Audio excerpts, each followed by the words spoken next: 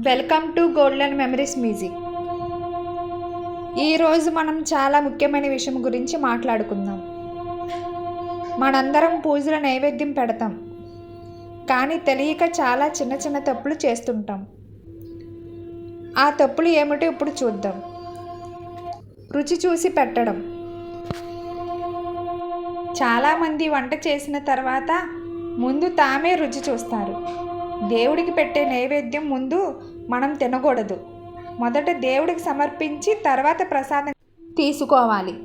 ఉప్పు ఎక్కువగా ఉండే పదార్థాలు. కొన్ని సంప్రదాయాల్లో నైవేద్యంలో ఉప్పు లేకుండా వంట చేస్తారు. ప్రత్యేక వ్రతాలు, పండుగలప్పుడు ఈ నియమం పాటించాలి.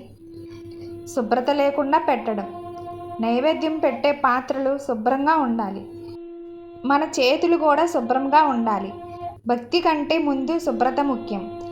కోపంతో వంట చేయడం, ఇది చాలా ముఖ్యమైన విషయం. మనసులో కోపం, బాధ, అసహనం ఉండగా వంట చేస్తే ఆ భావం కూడా ఆహారంలోకి వస్తుంది అంటారు.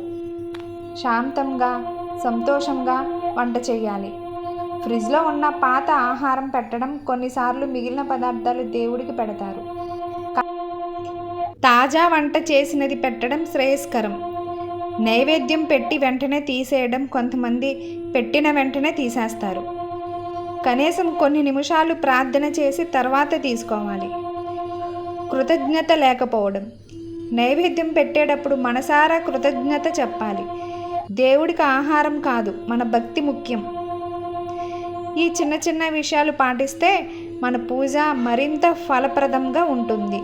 ఇలాంటి ఆధ్యాత్మిక విషయాలు తెలుసుకోవాలంటే మా ఛానల్ని సబ్స్క్రైబ్ చేయండి. ఈ వీడియో మీకు నచ్చినట్లయితే లైక్ చేయండి, షేర్ చేయండి, సబ్స్క్రైబ్ చేయండి. కామెంట్ బాక్స్లో మీ అభిప్రాయాన్ని తెలియజేయండి.